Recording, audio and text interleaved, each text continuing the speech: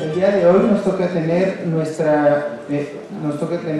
la sesión académica anatomoclínica, ¿sí? Esta sesión tenemos varios ponentes, es multidisciplinaria. Tenemos a la doctora Julieta Yasmín Peralta Serna, quien es nuestra profesora titular del curso de especialización en anatomía patológica. También contamos con varios residentes, entre ellos la doctora Diana Elizabeth Beza Vadillo y el doctor Cristóbal Delgado Román, quienes son actualmente residentes de cuarto año de la especialidad de medicina interna. También nos acompaña el doctor Edson David Martínez Sosa, residente de cuarto año de la especialidad de radiología e imagen. El doctor Jonathan Soto Velázquez, quien es residente de segundo año de la especialidad en cardiología. Y el doctor Juan Carlos Morales Americano, residente de segundo año de la especialidad de anatomía patológica.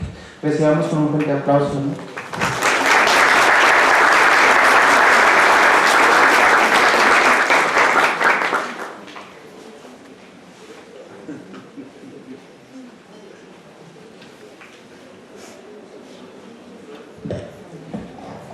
Buenos días. Bueno, el día de hoy vamos a presentar un caso que fue una paciente que desafortunadamente falleció sin diagnóstico y vamos a hacer una pequeña revisión respecto al caso como se nos presentó a nosotros, cuáles fueron la evolución durante su estadía en piso de medicina interna, y haremos una sesión clínico-patológica y multidisciplinaria para tener un poquito más de esclarecimiento respecto a este caso. El caso, lo que más llamó la atención fue el linfedema diagrama pericárdico, pero ahorita lo vamos a comentar. Entonces, nuestra paciente fue una paciente de 57 años, femenina, casada, su ocupación era el hogar. Ingresó a urgencias el día 20 de septiembre del 2025 y a medicina interna el 21 de septiembre del 2025. Como antecedentes de importancia, se refería a diabética de 18 meses de evolución y solamente se trataba con metformina de 500 miligramos cada 8 horas y una hemoglobina glicada. Tenía una hemoglobina glicada del 7%. Tenía un linfedema bilateral, este es uno de los antecedentes de importancia. No tenemos una foto, sin embargo el linfedema era muy importante en miembros pélvicos, y ella refería que había tenido seguimiento en el Hospital General de México y que había sido abordada por los médicos del Hospital General de México. Refería tomar nada más alguna clase de tratamiento naturista que refería como Veromont. Además, en el Hospital General de México le dijeron que era una insuficiencia venosa, un CEAP3 que fue un año de seguimiento, y de momento, aparte de las pastillas naturistas que ella tomaba, solamente se hacían masajes linfáticos. Tuvo también una salpingoforectomía en el 2001, la cual transcurrió sus complicaciones. Tenía un antecedente tabáquico positivo de 6 años con un índice tabáquico de bajo riesgo, sin embargo había sido suspendido más de 5 años atrás. Consumía alcohol de manera ocasional, que también había suspendido ya, y tenía un perro vacunado en casa. Como antecedentes familiares, su padre falleció de cirrosis, de un infarto y tenía cirrosis. Su abuelo materno tenía un cáncer óseo, no sabía decimos cuál. Su hermana y su abuela materna tenían diabetes, y su abuela paterna tenía artritis reumatoide. Como parte también de importancia de los antecedentes patológicos personales, tuvimos la oportunidad de comentar el caso con el Hospital General de México, en donde se nos refirió que la paciente sí fue vistada 2 veces nada más por angiología. En la primera vez que se le dio por angiología habían solicitado un gammagrama para valorar la extensión del linfedema, sin embargo este nunca se realizó. Fuera de eso, en la segunda consulta, al no haber encontrado nada relevante y en el ultrasonido sin haber encontrado ningún dato de trombosis, fue que decidieron mantenerla nada más en vigilancia, y en las consultas subsecuentes la paciente no acudió. La paciente refirió como desencadenante de su padecimiento actual los cambios bruscos de temperatura en una clase de natación, que hacía natación justamente ante la recomendación de sus médicos en el Hospital General de México. Posterior a eso presentó disnea, inició nada más con el esfuerzo y con el paso de los días empeoró hasta encontrarse con disnea en reposo. Tos con expectoración, que no documentó fiebre, nada más tenía expectoración y orina, y parálisis en las 4 extremidades. Posteriormente se documentó una desaturación entre el 80 y 84% al aire ambiente, vendopnea y una cefalea leve. En estos días ella acudió a un médico particular quien solicitó una radiografía de tórax y un electrocardiograma por fuera.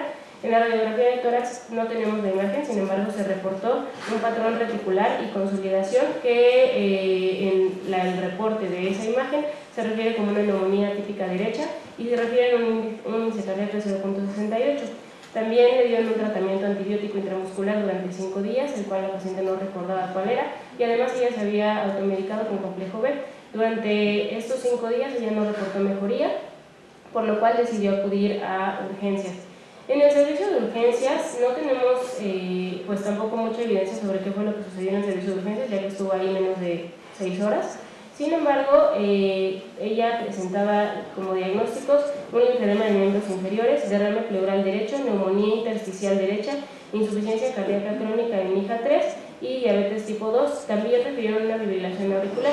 La importancia de esto es que la paciente llegó con este electrocardiograma de su abordaje del médico general que la vio inicialmente, y en este sí podemos observar una fibrilación auricular con una frecuencia cardíaca de 157 latidos por minuto.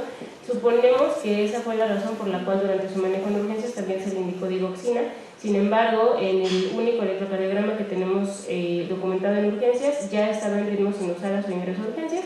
Por otro lado, también en urgencias se le indicó omeprazol, furosemide, levofloxacino y paracetamol. Ingresa a nuestro servicio posterior a 6 horas de estancia en urgencias. Hola a todos, buenos días, espero se encuentren muy bien. Entonces continuaremos con el caso. Posteriormente su valoración en urgencias es ingresada a piso de medicina interna el día 21 de septiembre aproximadamente a las 4 de la mañana. Es importante resaltar que a su ingreso la paciente, a pesar de la sintomatología y los datos clínicos que ya comentó la doctora previamente, pues se encontraba estable, a excepción del requerimiento de oxígeno, que a su ingreso pues realmente no era muy alto. Alcanzaba saturaciones de hasta el 96% con un oxígeno suplementario de hasta 1 litro por minuto con puntas nasales. El resto de los signos vitales pues, se encontraban dentro de la normalidad y nada más resaltaba un poquito que pues, la paciente presentaba una obesidad grado 2.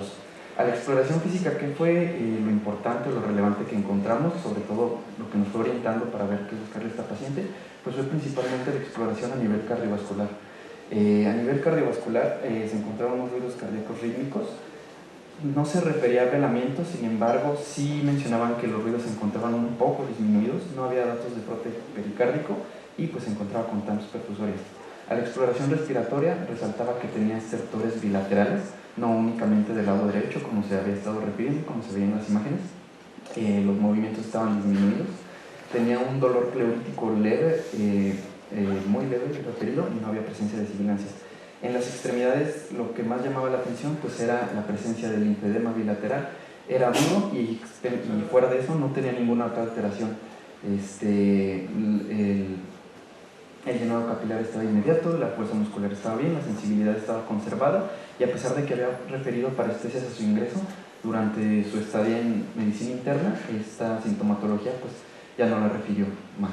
Y en cuanto a lo neurológico, también es importante mencionar que durante toda su estancia estuvo neurológicamente íntegra y también previo a su internamiento nunca había presentado alteraciones neurológicas, como podemos ver aquí.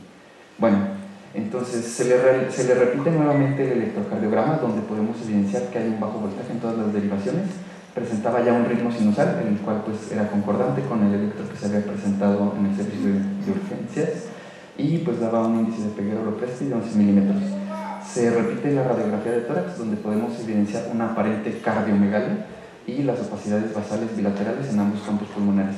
Secundario a eso, al edema y a estos datos, se realiza un ultrasonido a pie de cama en medicina interna, donde el hallazgo más importante que se encuentra es que se encuentra pues, una separación de pericardio, sugerente de un derrame pericárdico de 27 milímetros de separación. Se toman laboratorios de ingreso donde al principio la biometría hemática lo más relevante que se encontraba era principalmente una anemia. La anemia era normocítica normocrómica y era leve, pero aparentemente ya la tenía desde antes. Llegó con plaquetas normales y también no había alteración en la serie blanca. Llegó un poco descontrolada, glucosa 151, no había presentado lesión renal, llegó con una hiponatremia, severa en ese momento, sin embargo era sintomática, por lo cual el manejo pues, fue conservador. Y otra cosa importante es que no se encontró un ProBNP elevado de 2.980. Es importante mencionar que ante la sospecha de neumonía se tomaron marcadores sugerentes de inflamación, pero la procalcitonina estuvo negativa y así se mantuvo casi durante todo el curso de su estadía en el servicio de medicina interna. Algo importante que se evidenció es que presentó una hipoalbuminemia severa desde su ingreso, sin embargo no correlacionaba muy bien con el estado nutricio con el cual ella llegó. Como habíamos mencionado, tenía obesidad y nunca había disminuido peso aparentemente, y su ingesta dietética aparentemente era normal. Llegó con un estado de acidosis con un pH de 7.28, un lactato de 5.4 y un bicarbonato de 16 que posteriormente fue corrigiendo. Algo importante es que también los tiempos de coagulación se encontraron normales, el TP y el TPP. Sin embargo, desde que llegó el INR estaba un poco elevado, estaba en 1.9. Otra cosa relevante que hay que resaltar es que las enzimas hepáticas se mantuvieron normales durante toda su estancia intrahospitalaria. Sin embargo, desde su ingreso la bilirrubina no estaba tan elevada, pero posteriormente se fue elevando. Secundario a esos hallazgos, sobre todo el derrame pericárdico importante, se realiza una interconsulta al servicio de cardiología.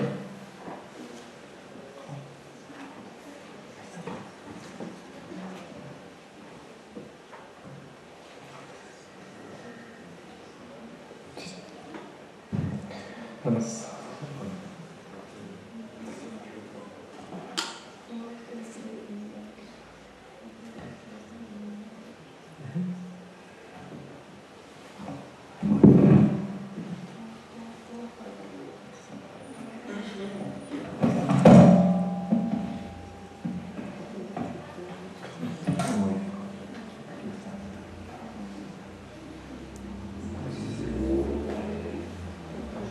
No sé si el técnico nos puede ayudar para conectar la otra computadora.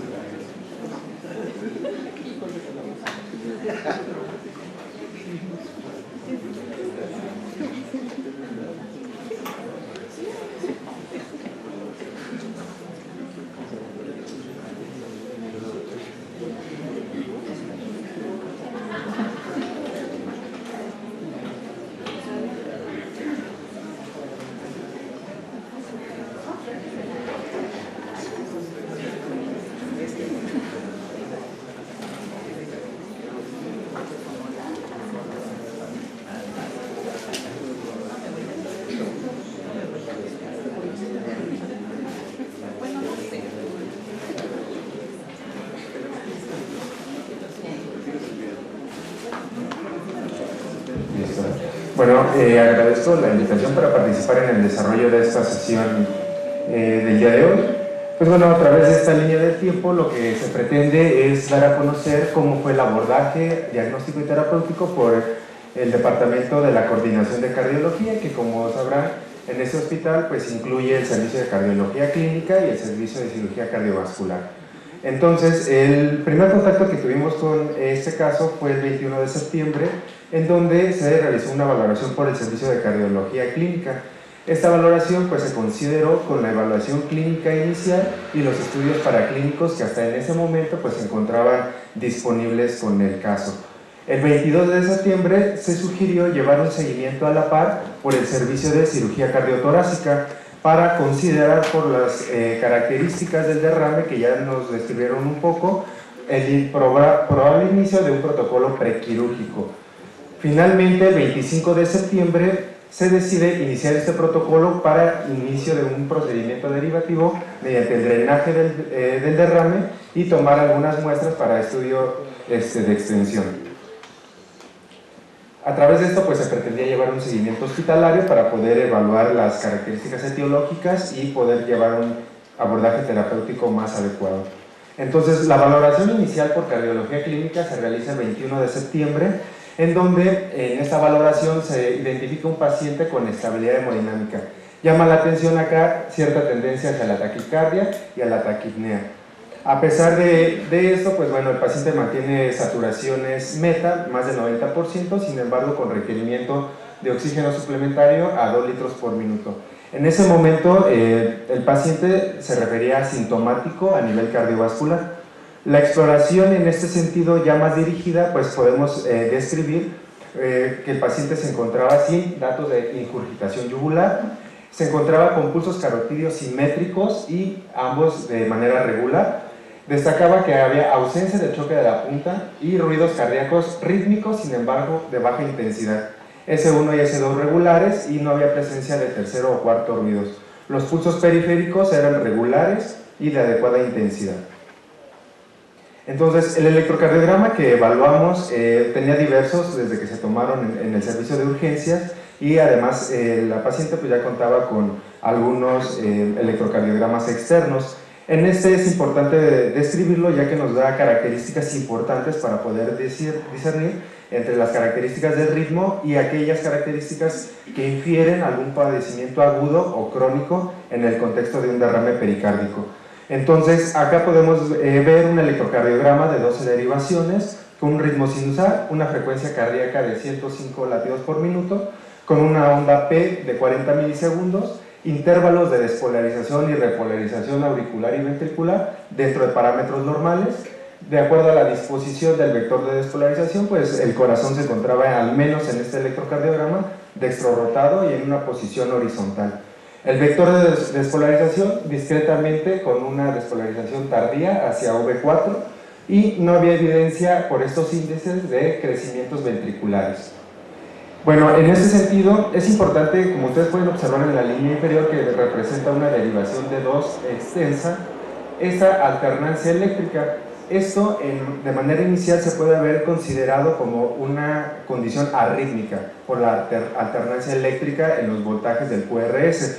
Entonces, esta es una de las características importantes ya que nos permite inferir cuando un corazón se encuentra eléctricamente adaptado a una sobrecarga y sobre todo a un aislante eléctrico que representa el líquido pericárdico.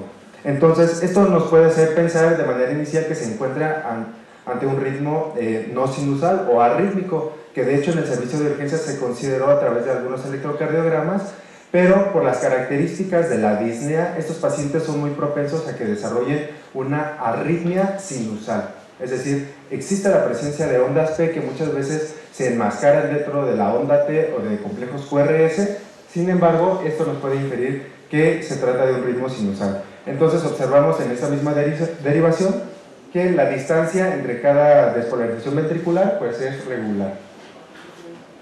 Otra característica que llama la atención es en las derivaciones de las extremidades, la amplitud del voltaje del QRS es menor de 10 milivolts. Esto se define como un electrocardiograma de bajo voltaje. Llama la atención además que la zona de despolarización ventricular que corresponde a la onda T se encuentra con tendencia hacia el aplanamiento y también de bajo voltaje.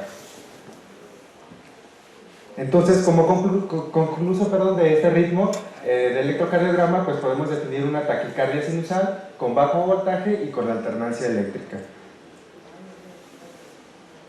Ya nos habían comentado sobre la evaluación ecoscópica que se realizó en el servicio de medicina interna. Nosotros en la evaluación complementaria se pudo confirmar pues esta presencia de líquido pericárdico, que hay una separación de hojas pericárdicas, en este caso de 31 milímetros, y aquí es muy importante para poder evaluar las características de un derrame pericárdico debemos de considerar una diástole máxima. Entonces, en esta aproximación apical de 4 cámaras podemos observar cómo la separación representa un espacio importante y las características propias que nosotros buscamos intencionadamente en el contexto de un derrame pericárdico es que no nos encontremos ante un tamponamiento cardíaco, que esto va a condicionar una inestabilidad hemodinámica y las características del abordaje terapéutico pues son completamente diferentes. En esta otra aproximación, un eje paraesternal, eje largo, podemos ver que el predominio del derrame es más inferior y a pesar de esto y de la separación que era importante, no existe compresión de ninguna de las cavidades. Eso es un parámetro importante porque nos habla o nos sugiere que la evolución de un derrame pericárdico en este contexto es más subaguda a crónica, es decir, existe un tiempo de adaptabilidad que el corazón tiene y que impide que las cavidades cardíacas tengan un colapso. Otra de las características importantes, de manera dirigida, pues es descartar que no tengamos sobrecarga de las cavidades derechas por la compresión hemodinámica. Entonces se estima también el tamaño de la vena cava inferior, que en este caso, a pesar de que era complicado por la gran cantidad de líquido pleural y líquido pericárdico, se estimó un diámetro máximo de 17 milímetros y con un colapso mayor del 50%. Es decir, no existía compromiso de cavidades derechas. Intencionadamente pues valoramos estos otros parámetros para poder descartar, como comentaba, que no se trate de un tamponamiento cardíaco, sobre todo ante la gran cantidad del derrame pericárdico. Entonces, en cardiología se utilizan mucho estos índices de variabilidad respiratoria transmitral y transtricuspidia. Esto es, con las respiraciones evaluamos en estas válvulas, en los flujos transmitral y transtricuspidio, que no exista una variabilidad o un colapso importante que nos hable ya de un compromiso hemodinámico. Entonces, en el caso del flujo mitral, nos encontramos con un índice de variabilidad del 10%. Para que sea esto representativo, debe haber una disminución de más del 30%. A nivel del flujo de la tricúspide, debe de existir un aumento, más bien, de este índice mayor del 40%. En este caso se encontraba en apenas 15%. Evaluando el resto de las variables ecocardiográficas a nivel de las cavidades derechas, pues evaluamos la función sistólica, es decir, qué tanto se puede contraer el ventrículo derecho a pesar de la gran cantidad de líquido que se encuentra a su alrededor. En este caso, estimamos una excursión sistólica de la tricúspide o del anillo tricuspidio en general de 21 milímetros, más de 17 es normal.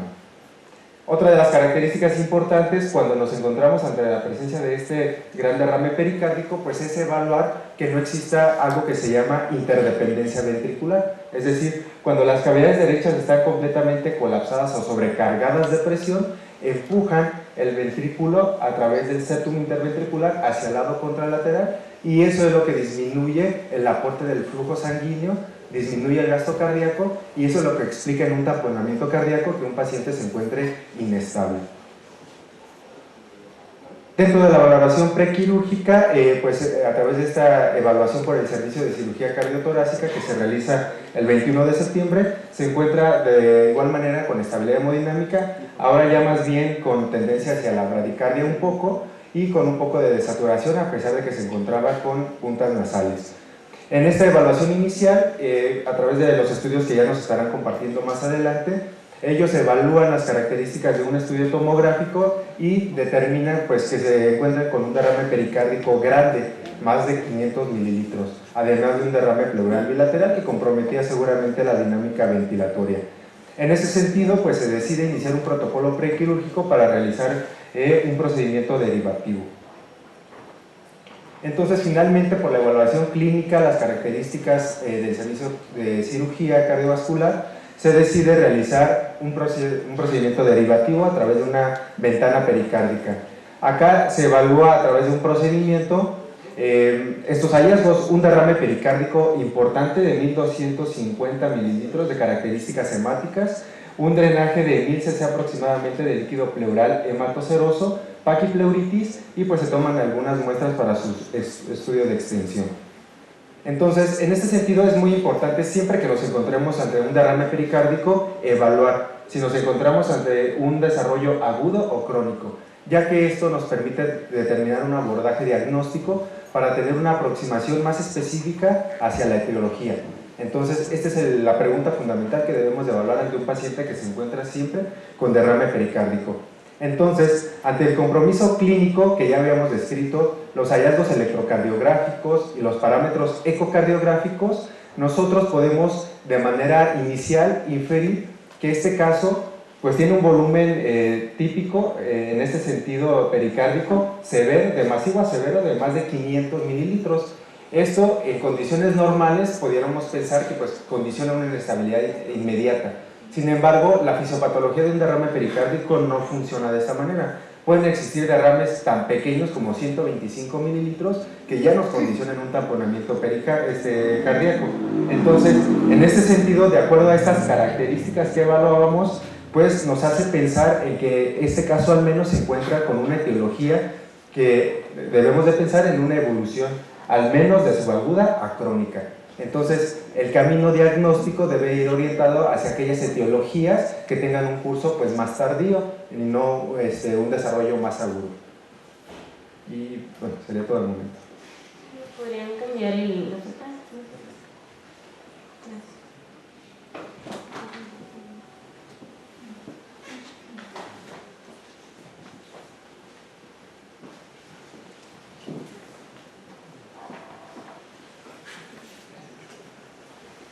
Muy bien, bueno, entonces continuando ya con lo que abordamos por parte del área de cardiología, pues sí, nuestra sospecha inicialmente pues iba a una cuestión subaguda o crónica. Nuestras principales 4 vertientes o etiologías agrupadas por sistemas eran principalmente infecciosas, autoinmunes o inflamatorias, neoplásicas o metabólicas. Dentro de ellas llegamos a sospechar algunas de estas, aquí de forma representativa, pues las más comunes. Para nosotros identificar alguna alteración a nivel sistemático que pudiera orientarnos hacia alguna de ellas, pues procedimos a pedir laboratorios, estudios de laboratorios específicos que nos orientaran hacia algún diagnóstico. Dentro de toda la pila de laboratorios que solicitamos para el abordaje, aquí ponemos los más representativos que encontramos. Inicialmente, pues sí se llegó a sospechar de cáncer, a pesar de que la paciente no tenía un factor de riesgo tan determinante como para orientarnos a esa parte. Se tomaron los marcadores tumorales, de los cuales es importante señalar que hubo 2 que salieron pues bastante elevados, que fue el CA125 y el CA199. De estos 2, le dimos un poco más de peso al CA199, sobre todo porque orientamos más a que el CA125 estuviera elevado debido a la distensión de la pleura, del pericardio, entonces por esa parte nos quedamos. Sin embargo, lo importante aquí es que el antígeno carcinoembrionario pues no salió elevado, y otra cosa relevante es que durante toda la evolución de la paciente nunca presentó ninguna alteración a nivel de tubo digestivo o algo por el estilo. En cuanto a otros laboratorios, pues se tomaron factor reumatoide, complementos, inmunoglobulinas, y también pudiendo pensar en alguna infección viral que pudiera estar causando estos padecimientos subagudos, se tomó un panel viral. Es importante mencionar que de todos ellos pues ninguno salió con un hallazgo relevante. En cuanto a lo metabólico, algo importante que encontramos pues fue una TSH elevada. Sin embargo, el resto de hormonas tiroideas se encontraron normales y se quedó pues diagnosticado como un hipotiroidismo subclínico, para lo cual pues se inició tratamiento con levotiroxina. Debido a estos hallazgos, pues se solicita la realización de un estudio de imagen, sobre todo para buscar si hay alguna lesión tumoral.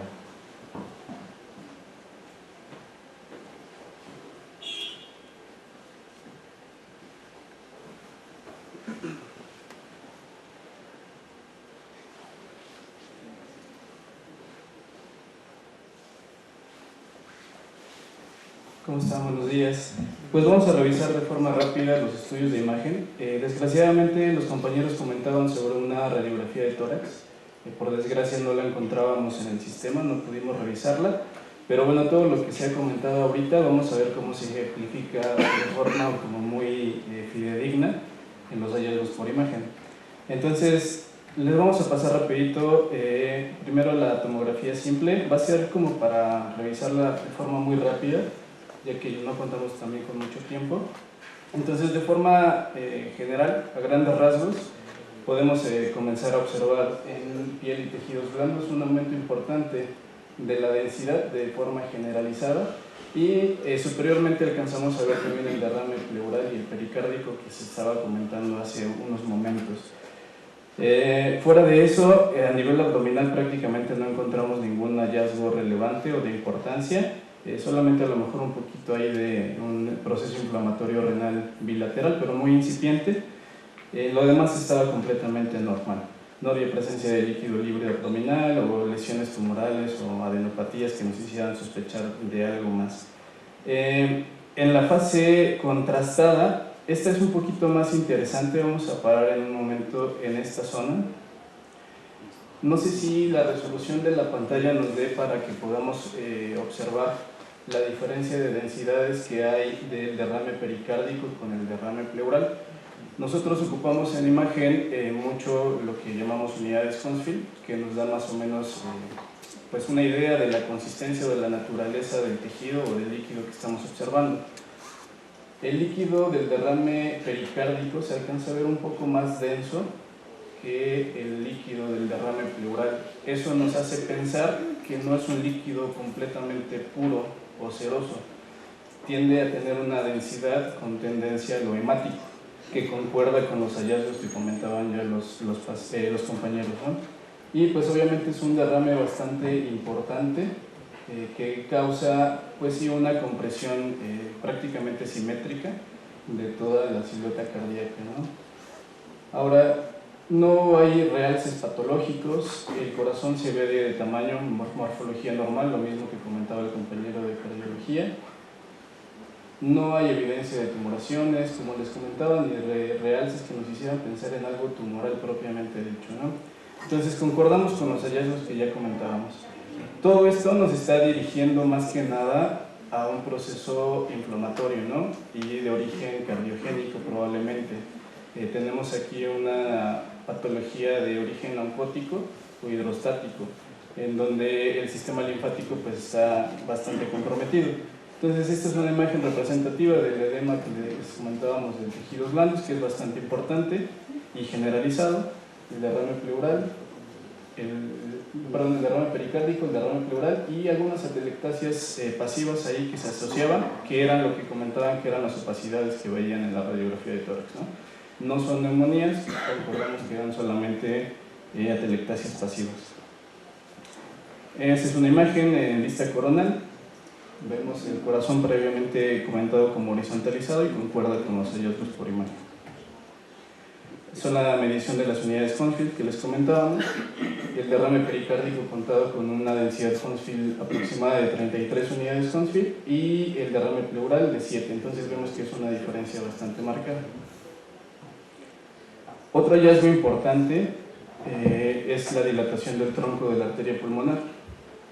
Normalmente tomamos como un parámetro hasta 30 milímetros de diámetro y en esta ocasión teníamos casi hasta 33.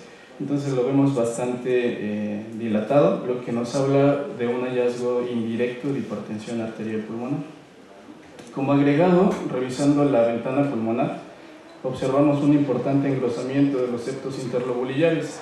Recordando pues la anatomía básica, el lobulillo pulmonar secundario, que es la unidad funcional del pulmón, vemos este patrón que tiene de engrosamiento de los pliegues que están, o de las estructuras venosas o de drenaje linfático que están periféricos a ellos, ¿no? Se ven bastante engrosados. Este es un acercamiento donde pareciera incluso un signo así como si fuera un empedrado, ¿no? Se ve bastante claro. Esto, al ser este engrosamiento lineal, no observar nódulos o irregularidades en este engrosamiento, nos hace pensar más que nada en un edema o en algo congestivo pulmonar. Si nosotros hubiéramos encontrado tal vez nodulaciones o un engrosamiento más irregular, nos haría pensar más en algo oncológico, pero esto es puramente congestivo. Entonces va de la mano ya con todos los hallazgos que vamos comentando desde hace rato. Y a nivel abdominal, pues un poquito del engrosamiento de los septos ahí perirrenales de forma bilateral, aunque realmente muy incipientes, y el parénquima renal pues con un realce homogéneo, ¿no? No había mayor datos. Ahora, el punto pivote aquí, o el hallazgo pivote que vino como a cambiar un poquito todo el panorama, es el siguiente. Es un video rápido en un corte coronal con ventana de hueso. Me gustaría que pusieran atención solamente en las estructuras óseas. Entiendo que tal vez la mayoría no va a identificar el hallazgo importante aquí, pero quiero que lo observen ahí nada más. Ahora, Estos son cortes o reconstrucciones sagitales puras del paciente. Tenemos aquí una ventana de hueso y una ventana de tejidos blandos. Tal vez a simple vista no parezca haber mayor problema, ¿no? Ahora, esta es una imagen comparativa. Este es un paciente sano y estos son los huesos de la columna lumbar del paciente que estamos observando ahorita, ¿no? Podemos observar una clara diferencia en la densidad de la médula ósea de los cuerpos vertebrales. Lo importante aquí es lo siguiente: en el paciente sano la médula ósea tiene un aspecto un tanto hipodenso por la médula amarilla, que es sustancialmente de densidad grasa, por lo tanto en tomografía se ve hipodensa. En cambio, si se dan cuenta, en el paciente de este caso clínico se ve completamente hiperdensa. Tiene una matriz ósea fibroide que nosotros le llamamos. Normalmente le atribuimos o asemejamos que tiene un patrón en vidrio esmerilado o deslustrado. Lo importante de esto es que no es un patrón destructivo ni expansivo. Si se dan cuenta, la cortical está completamente preservada, no está pues ni destruida ni expandida, ¿no? Y estos cambios o esta sustitución de esta médula ósea es generalizada, no se encuentra focalizada en un solo cuerpo vertebral o que sea como parcheada, ¿no? Si se dan cuenta, es en todo. Ahora, regresando a la imagen panorámica, todos los cuerpos vertebrales están exactamente igual. El esternón también tiene la misma apariencia. La pelvis tiene exactamente la misma apariencia. Las cabezas de ambos fémur están también de un aspecto hiperdenso generalizado, y ambos huesos ilíacos también. Entonces estamos hablando aquí de que es una presentación anormal de la densidad ósea, tiene un patrón blástico. Ahora, recordando, los patrones blásticos o formadores de hueso tienen diferentes tipos de etiología. Entonces, lo interesante de nosotros por imagen es que podemos ver ese tipo de patrón y en base a sus características descartar las patologías que podamos, o más bien pensar en algo más en específico, ¿no?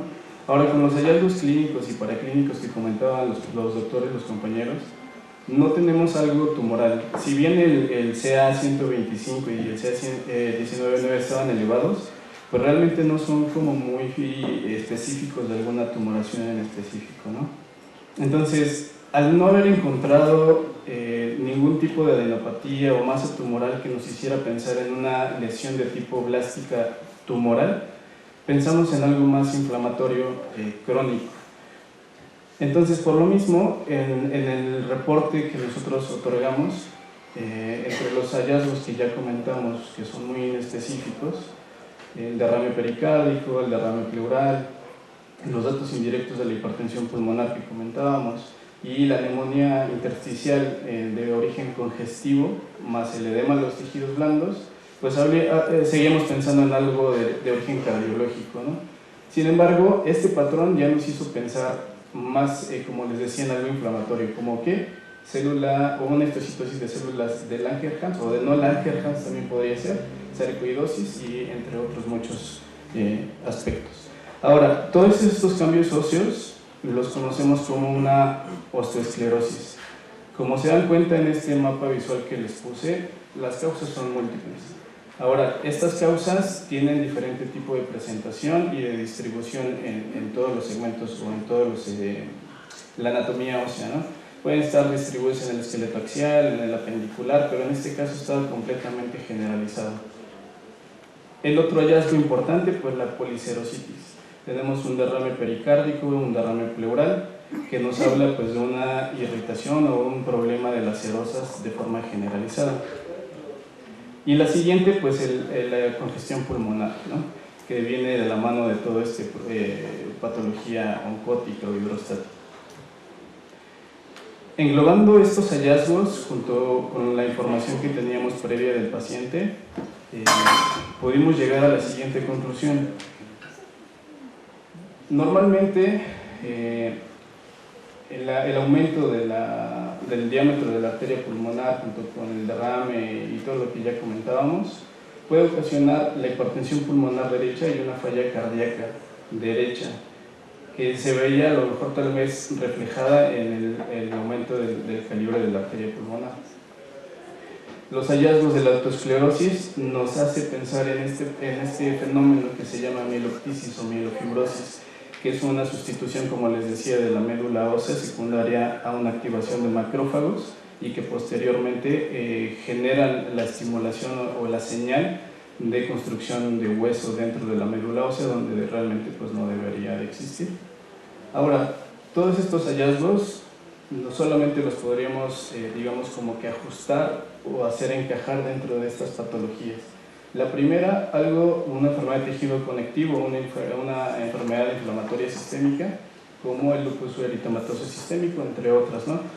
Importante recalcar, desgraciadamente esta patología o este tipo de patologías, generalmente el diagnóstico es por biopsia. Entonces nosotros podemos acercarnos un poco al diagnóstico por la apariencia, como les comentaba, de las imágenes. Sin embargo, pues el hallazgo o los hallazgos no fueron completamente concluyentes. Al final, ahorita vamos a platicar en qué desencadenó todo este paciente, todo este cuadro clínico, pero bueno, por parte del servicio de imagen, eso fue todo.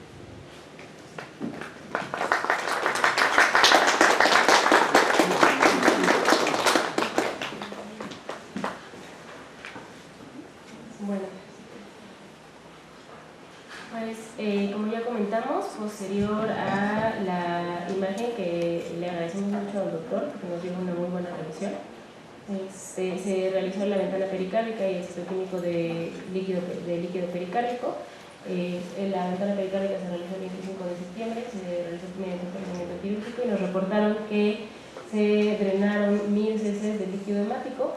También se realizó una biopsia pericardio, la cual tuvo resultados pendientes, desafortunadamente, incluso el fallecimiento de la paciente.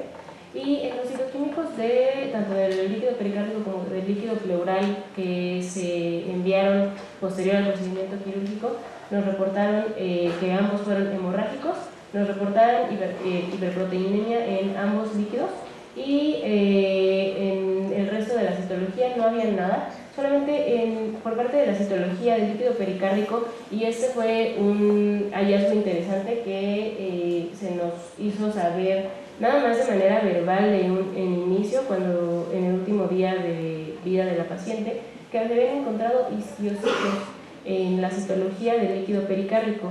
Fuera de eso, realmente no había otros hallazgos relevantes excepto por la hiperproteinemia de ambos líquidos. Y además de eso, ambas muestras, desafortunadamente por parte del citoquímico, se dieron como muestras no diagnósticas. La evolución postquirúrgica de la paciente fue insidiosa. De inicio podemos ver aquí que de los primeros 2 días, la mayor cantidad de drenaje que tuvimos entre los drenajes pericárdico y pleural que tuvimos fue del líquido pleural. Y en el primer día fueron 900 cc, en el segundo día 170, y durante estos 2 días se encontró que no había un drenaje importante de líquido pericárdico a través del drenaje que se dejó durante la ventana pericárdica. Sin embargo, a partir del día 28 encontramos ya un drenaje pericárdico de 200 cc y reaparece el derrame. Se reportó en las notas de medicina interna que se realizó nuevamente un rastreo ultrasonográfico en el que encontrábamos otra vez una separación importante de las hojas pericárdicas y en este punto disminuye la cantidad de drenaje pleural que tenía la paciente. A partir del día 28, que fue el tercer día postoperatorio después de la ventana pericárdica, la paciente comienza con inestabilidad hemodinámica a ratos, es decir, que se reportaron 2 o 3 TAMs no perfusorias durante el día, con el resto del día manteniéndose con TAMs perfusorias sin requerimiento de vasopresor. En este punto, la paciente comienza con un deterioro clínico importante, con un deterioro también neurológico, y el día 29 encontramos que disminuyó también la cantidad de plaquetas, algo que se solicitó en este punto ya. Fue también un frotis de sangre periférica, y en el frotis de sangre periférica se nos reportó una leucoeritroblastosis. Con esto, y aunado a la histiocytosis que yo les había comentado, de la que se nos reportó verbalmente el día 29, solicitamos una interconsulta al servicio de hematología. El servicio de hematología la vio y comentaron que efectivamente existían varios diagnósticos diferenciados por parte de hematología que se tenían que hacer. Uno de ellos, y el más importante para el servicio de hematología, fue una histiocytosis de no-Langerhans maligna. Entonces se tenía el plan de realizarle un aspirado de médula ósea a la paciente. Sin embargo, ya para este punto la paciente nos estaba presentando también datos importantes de sangrado, disminución en agudo de la hemoglobina y aumento de los tiempos de coagulación, todo esto coincidente con una coagulación intravascular diseminada. Por lo tanto, por la inestabilidad hemodinámica y la coagulación intravascular diseminada que presentaba en ese momento la paciente, no fue posible realizar el aspirado de médula ósea C10, se dejó pendiente para cuando se hubiera mejorado su estado hemodinámico. Sin embargo, el día 30 de septiembre, a partir de las 11 horas, encontramos deterioro hemodinámico y ventilatorio en agudo, contamos otras fisuras y aumento del requerimiento de oxígeno. A partir de las 22 horas también encontramos un pico febril, y en este punto la paciente ya estaba en neutropenia con puntos de centralización de neutrófilos totales, por lo cual se inició manejo como una neutropenia febril con meropenem y linazolid. Se comentó con los familiares el requerimiento de ventilación mecánica invasiva, sin embargo rechazaron este procedimiento y se procedió a mantener a la paciente con una ventilación mecánica no invasiva. Al rastreo ultrasonográfico encontrábamos también datos francos como de edema pulmonar, y la paciente también comenzó con deterioro metabólico importante que la llevó a presentar una acidosis metabólica, por lo cual también se manejó con bicarbonato.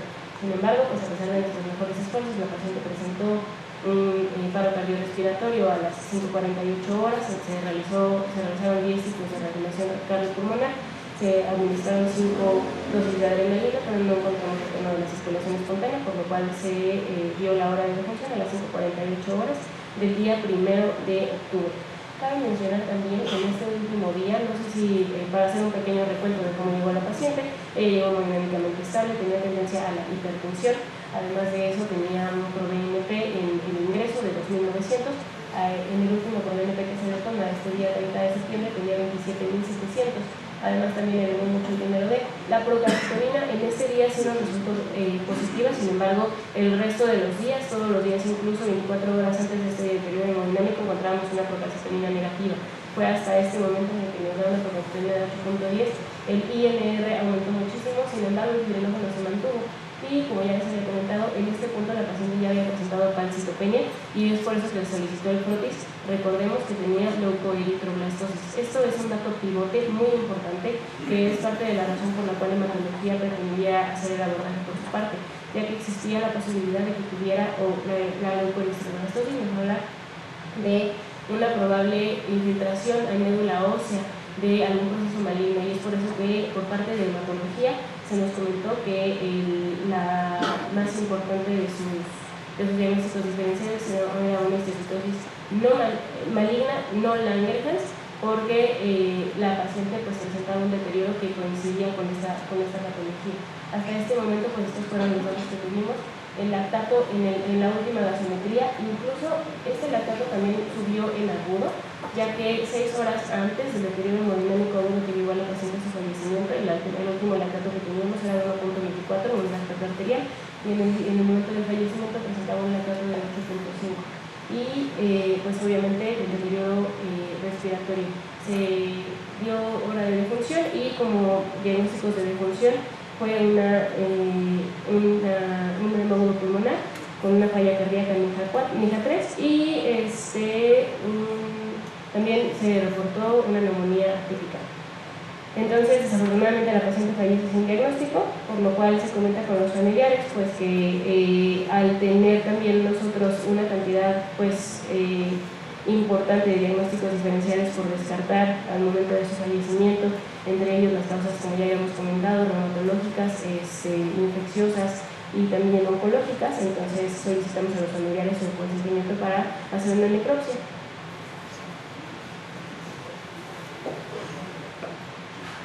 Buenos días. Continuando con el reporte de patología. Yo sé que estamos poco tiempo, pero si alguno de ustedes quiere tomar la palabra y dar algún comentario breve sobre el caso, está diseñado para preguntas y respuestas y la interacción entre servicios. Yo quiero hacer unas preguntas.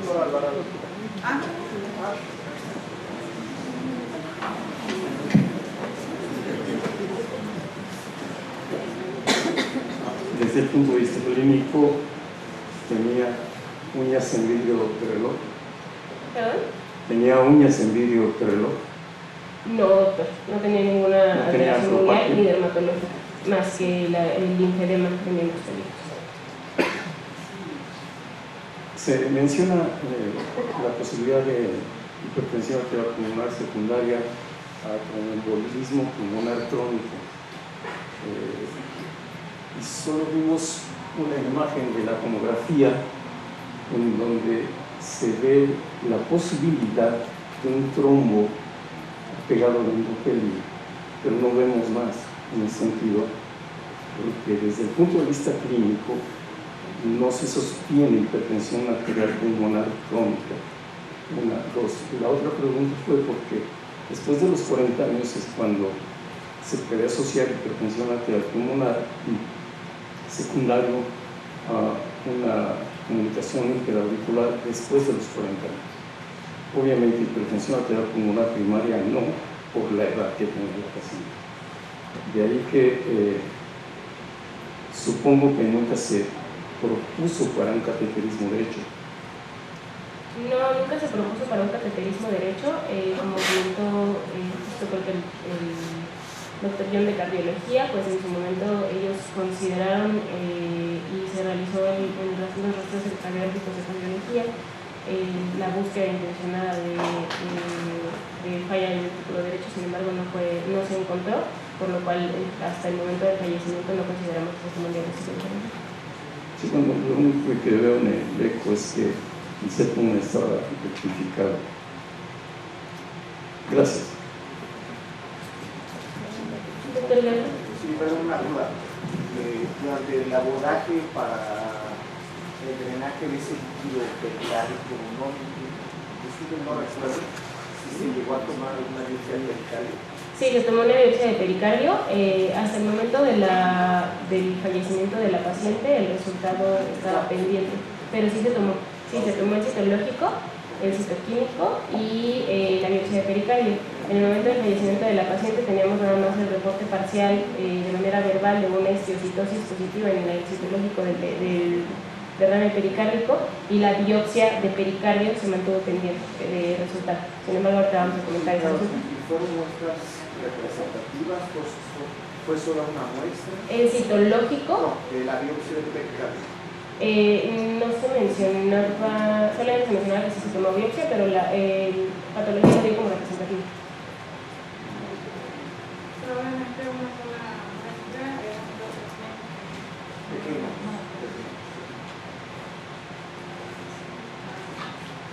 ¿De más? ¿O alguna sospecha diagnóstica de acuerdo a los resultados? A mí me queda claro que evidentemente me parece que el punto clave que pudiera sugerir una posibilidad diagnóstica es el hecho del derrame pericárdico cerebral. Evidentemente pueden existir múltiples etiologías, sin embargo me parece que ese es un punto importante a considerar. Evidentemente las causas neoclásicas y no sé qué tan, no soy reumatólogo, pero no sé qué tanta, por qué frecuencia una enfermedad inmunológica pudiera presentar este tipo de derrame cerebral. A mí me parece que es muy importante considerar. El derrame pericárdico y la lesión significa que sí, claro.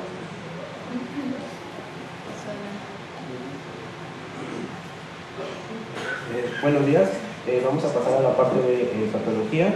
Como mencionaban mis compañeros, el día 1 de octubre llega el servicio de patología en el área de postmortem en la paciente y empezamos con los hallazgos macroscópicos.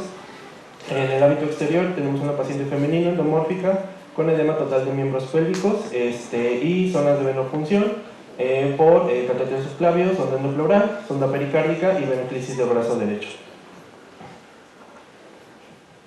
Pasamos a la apertura de la cavidad craneana. Encontramos, obtenemos cerebro, el cual pesó 1170 gramos. Las meninges realmente no presentaban ninguna alteración más que vasos congestivos. El parénquima cerebral mantenía sus estructuras anatómicas y sus relaciones de sustancia gris y sustancia blanca adecuadas. Además, también cerebelo no presentaba ninguna alteración. En cuanto al sistema cardiovascular, la sección de pericardio, se abrió primero parrilla costal anterior. Es importante mencionar que a esta separación se encontraron abundantes membranas de espectro fibrino purulento hacia pleura y pericardio, y se obtuvo un líquido pleural cuantificado en aproximadamente 300 mililitros de aspecto cero hemático. También al de pericardio se encontró que en la capa visceral tenía estas como adherencias hacia la pared cardíaca, además de una cuantificación de un líquido aproximadamente de 100 mililitros de aspecto ceremático también. En cuanto al corazón, encontramos una hipertrofia de ventrículo izquierdo aproximadamente de 2 centímetros y ventrículo derecho con un trombo mural. En cuanto a aorta torácica, no se encontraron alteraciones. En cuanto a pulmón, esta es una vista posterior. Lo que encontramos fue principalmente que había un aumento de la densidad hacia las zonas periféricas de ambos pulmones, además de un incremento de la consistencia y zonas de antracosis en los ganglios parabronquiales. El pulmón derecho pesó 407 gramos y pulmón izquierdo 375 gramos. Y como les mencionaba, estas zonas de condensación hacia la periferia de ambos pulmones y de predominio basal. En cuanto al sistema digestivo, no había líquido en cavidad abdominal, el esófago no presentaba ninguna lesión evidente, y el estómago, al corte por la curvatura mayor, encontramos una pérdida de los pliegues habituales de la mucosa gástrica, además de que se presentaba una consistencia aulada el estómago, y cerca de la zona antropilórica encontramos unas lesiones de bordes difusos, color negro parduzco y de superficie rugosa. El resto del tubo digestivo no presentaba ninguna alteración. Vesícula biliar presentaba un lito de 2.5 centímetros por su diámetro mayor, ubicado en el fondo. En cuanto a hígado, pesó 1117 gramos y a los cortes por su eje mayor no presentó ninguna lesión evidente. Páncreas también se realiza corte por su eje mayor, pesó 104 gramos y no había lesiones evidentes macroscópicas. En cuanto al sistema genitourinario, los riñones, tanto derecho e izquierdo, el derecho pesó 100 gramos, el izquierdo 105, y lo único que encontramos macroscópicamente fue una pérdida parcial de la relación de la corteza médula en ambos riñones, sin más lesiones agregadas. Ambos ureteros y aorta abdominal estaban sin lesiones. En cuanto a vejiga, se encontraron estas lesiones violáceas de aspecto hemático únicamente, y útero y ovarios. El útero pesó 176 gramos, presentaba un nódulo intramural con calcificaciones, y los ovarios se encontraban adheridos al cuerpo uterino, y el corte por el eje mayor presentaban abundantes cuerpos blancos.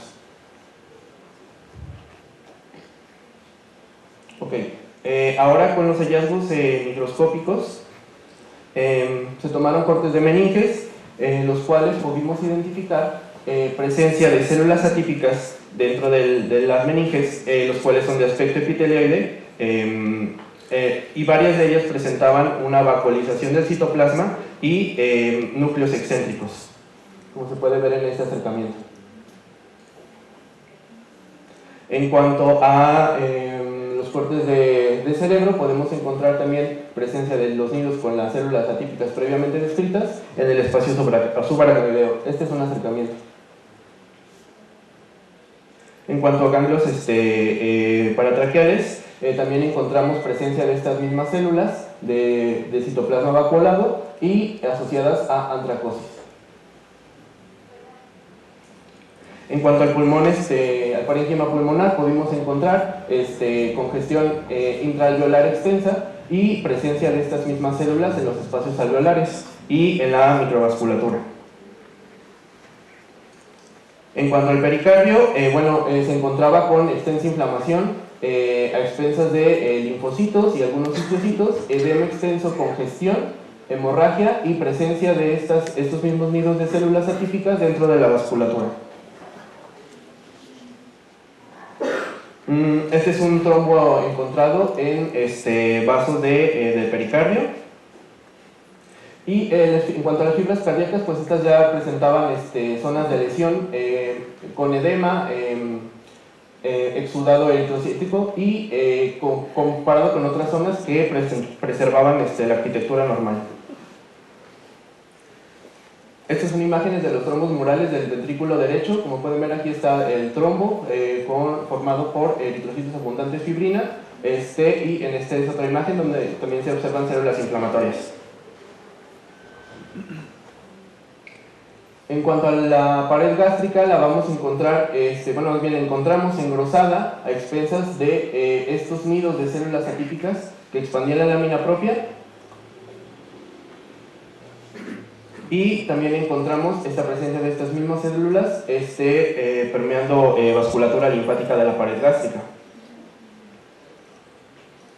Se le realizaron estudios de histoquímica. En esta imagen es una plata metenamina de Grokot, en lo que nos ayudó a identificar unos microorganismos compatibles con microorganismos fúngicos que presentan una morfología como acintada, de cuerpos vacíos, no septadas, y que en varios focos formaban ángulos rectos. En cuanto a la tinción de Paz, también nos ayudó a identificar estos microorganismos, además de que resaltó el citoplasma de las células atípicas que habíamos identificado previamente. En el ganglio peripancreático también se identificó dentro del parénquima estos nidos de células atípicas y trombos en los vasos pancreáticos. En cuanto a riñón, solo se identificó necrosis tubular aguda. Y en suprarrenales tenemos presencia de una hemorragia suprarrenal extensa, además de presencia de células atípicas previamente descritas en la vasculatura alrededor del tejido suprarrenal. En cuanto a el útero, pues el nódulo se identificó como un leiomioma con degeneración hialina intramural, y encontramos también presencia de estas células atípicas en la microvasculatura del miometrio. En cuanto a las salpinges, encontramos estas células también atípicas dentro de la pared de la salpinge, y en los parametrios también se identificaron nidos de células en las luces vasculares. Esta es una imagen de médula ósea. Se identificó que había una disminución de las 3 líneas celulares y presencia de estos mismos nidos de células atípicas en nidos. Se complementó todos estos hallazgos morfológicos con estudios de inmunistoquímica. Se le realizó CK7, CK20, los cuales fueron positivos. El HER2 resultó negativo, ya que se expresaba en menos del 10% de las células y solo en una porción muy leve de la membrana celular, y el antígeno carcino embrionario resultó positivo. Integramos todos estos hallazgos tanto morfológicos, estudios de histoquímica y de inmunistoquímica, y se concluyó el siguiente diagnóstico. Un adenocarcinoma gástrico poco cohesivo, difuso, con células en anillo de sello con metástasis a ganglios linfáticos, en especial a los peribronquiales y peripancreáticos, sistema nervioso central, pulmón, pericardio, corazón, ovarios, úteros, salpinges, suprarrenales y médula ósea. En cuanto a los diagnósticos concomitantes, neumonía en hepatización roja, cardiomegalia con hipertrofia de ventrículo izquierdo, pericarditis adhesiva, mucormicosis gástrica, el trombo mural de ventrículo derecho, la necrosis tubular aguda, coagulación intravascular diseminada por la presencia de varios trombos en varias zonas de la vasculatura, y hemorragia suprarrenal. Y los diagnósticos independientes pues ya se habían mencionado previamente, aparte de la antracosis. leiomioma intramural, colecistitis crónica y una tiroides hipotrófica. Y por parte del servicio de patología es los hallazgos que obtuvimos.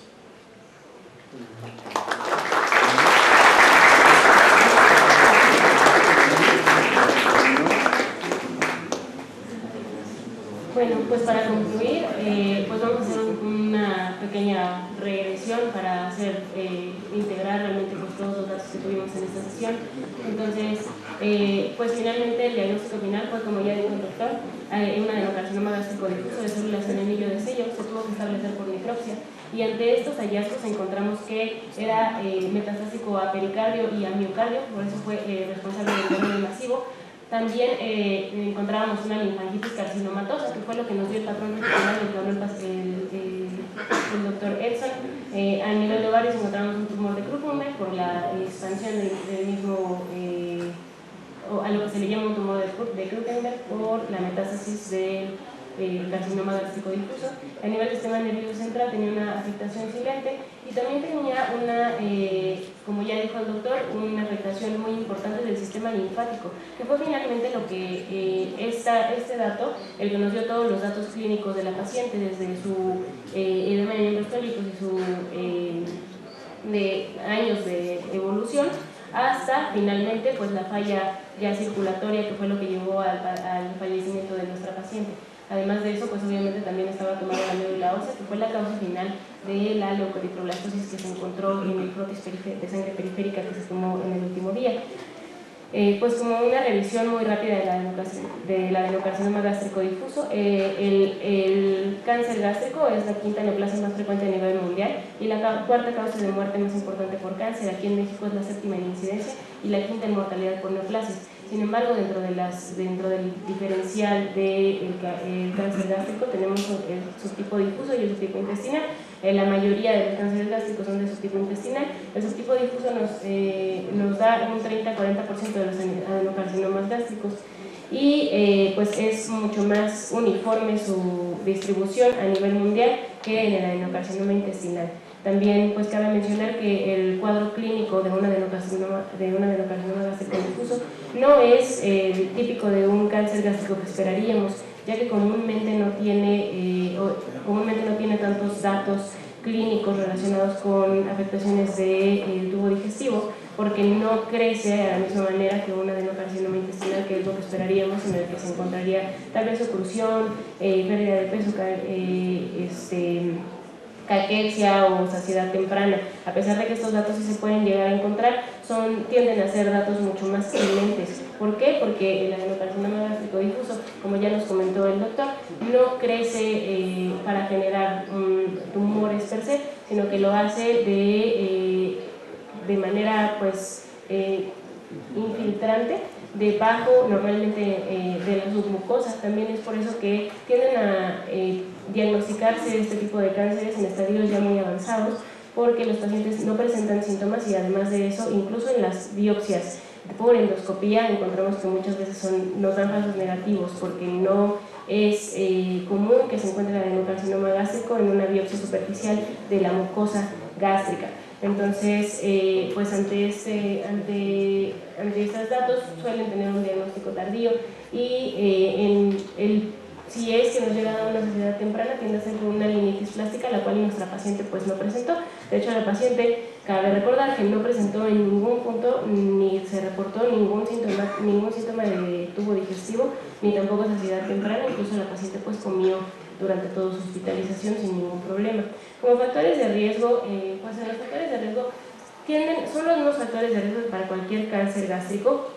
Sin embargo, no se ha encontrado que ninguno esté relacionado al 100% con un adenocarcinoma difuso. El más importante que se reporta, y esto sería importante para la familia obviamente, pues es que la mayoría, existen cánceres difusos que tienen un factor de riesgo genético, que es la mutación germinal de la CDH1, que nos ayuda a producir la E-caderina, y es por eso que ante la pérdida de la E-caderina comenzamos con este patrón de infiltración en las capas más profundas de la mucosa. Además, es cuando se tiene esta mutación germinal, tiene una penetrancia del 70 al 80%, pero cabe mencionar que dentro de los carcinomas gástricos difusos solamente se encuentra la mutación germinal de la CDH1 en alrededor del 5% de los pacientes, o sea que tampoco es una mutación que sea algo seguro cuando encontramos este tipo de adenocarcinoma. Además de eso, pues obviamente también existen factores ambientales. El Helicobacter pylori, seguramente va a ser una pregunta, sí está relacionado, sin embargo no se ha encontrado que se relacione más o menos con algún tipo de adenocarcinoma gástrico, ni con el difuso, ni con el anillo de células, ni con el células de anillo de célula, ni con el intestinal. Es decir, tiene la misma relación con cualquier otro tipo de cáncer gástrico que pues tendría, digamos, en la población general. Además de eso, también el tabaquismo es un factor ambiental importante. Me gustaría que a lo mejor pues comentáramos un poquito más sobre el cáncer difuso gástrico hereditario, que además se debe tratar con una gastrectomía total profiláctica en los pacientes, en las mujeres, en los hombres de 18 a 40 años, en las mujeres hay que mantener una vigilancia también mamaria intensiva. ¿Qué es importante aquí? Pues obviamente que tenemos este diagnóstico ya con la paciente, que además se presentó con un cuadro clínico tan agresivo, que tendríamos que valorar si sería necesario mantener el seguimiento de sus familiares o buscar la mutación germinal en sus familiares. La respuesta es no. ¿Y por qué no? Porque existen criterios para el asesoramiento de riesgo genético en los pacientes familiares de pacientes que fueron afectados por esta enfermedad, y entre estos es muy importante que existan alguno de estos criterios. Un paciente que haya tenido este diagnóstico antes de los 40 años, que exista historia familiar de 2 cánceres gástricos independientemente de la edad, y que por lo menos uno sea de una histología de un adenocarcinoma gástrico difuso, que haya una historia personal de un adenocarcinoma gástrico difuso, o que en la familia hayan presentado alguna historia de adenocarcinoma gástrico en menores de 50 años. Todas estas fueron negativas en la historia clínica de la paciente. Entonces, en este caso, pues podríamos considerar que la mutación que llevó a esta paciente a presentar este cáncer probablemente no fue germinal, sino más bien pues fue una mutación somática. En cuanto al abordaje y pues qué podríamos haber a lo mejor buscado en esta paciente, el abordaje normalmente se hace por endoscopía, porque normalmente encontramos síntomas tal vez más de tubo digestivo, y en esta endoscopía se debe de hacer una biopsia múltiple. Se habla de por lo menos 30 muestras en más de 6 sitios para poder valorar, para que realmente sea significativo y podamos encontrar este tipo de adenocarcinoma. Después se busca la histopatología y a partir de eso se busca la estratificación por imagen. Además de eso, se debe de hacer una laparotomía diagnóstica y un ultrasonido endoscópico. ¿Esto para qué? Para buscar específicamente el involucro, para que podamos estratificar el cáncer de acuerdo a qué tantas capas están tomadas de la mucosa. Y se hace obviamente el perfil molecular. ¿Por qué? Porque los adenocarcinomas gástricos difusos con un HER2 positivo tienden a tener una presentación más agresiva que los que no lo tienen, y además también es un blanco terapéutico porque actualmente ya se puede utilizar también trastuzumab en los pacientes con adenocarcinoma gástrico. Por otro lado, los marcadores tumorales, y esto sí es importante y lo presentó nuestra paciente, el adenocarcinoma gástrico, especialmente el difuso, no eleva antígeno carcinoembrionario, pero sí eleva el CA19-9 y el CA125. Cabe mencionar que nuestra paciente, recordemos que ya en el estudio anatomopatológico encontramos que tenía involucro, que tenía metástasis a nivel como carcinomatosis, y también metástasis a nivel de ovarios. Entonces, probablemente esa fue también la razón por la que estaba tan elevado el CA125 en nuestra paciente, y asociado con un CA19-9 tan elevado, tendríamos que haber, pues era importante considerar esta posibilidad diagnóstica. El pronóstico en estadio 4, pues la verdad es que es malo. La mediana de sobrevida global es de 9 a 13 meses, con una supervivencia menor al 5% a 5 años de los pacientes que se encuentran en estadio 4. Y sin tratamiento, pues de 3 a 5 meses. Me gustaría pues también que tomáramos muy en cuenta que la presentación de este caso fue muy atípica, que ninguno de los síntomas que nos dio la paciente pues tenía o nos daba como una idea de hacia dónde dirigir nuestro abordaje diagnóstico. Por eso es que, como el abordaje diagnóstico por parte de medicina interna, buscamos la posibilidad de seguir el algoritmo en búsqueda de un derrame pericárdico crónico. Hicimos una pequeña revisión de la literatura y solamente encontramos hasta en los últimos 10 años 4 casos reportados de pacientes con derrame pericárdico causado por una metástasis de un adenocarcinoma de células en el anillo del sello. Entonces, y respecto a esta presentación y específicamente también al involucro miocárdico, solamente existen algunos casos reportados a nivel mundial, y en todos estos casos, tanto aquellos que se diagnosticaron en vida como aquellos que se diagnosticaron por necropsia, la sobrevida de los pacientes no superó un mes, incluso con tratamiento. Entonces, pues eso sería todo. No sé si hay alguna otra pregunta.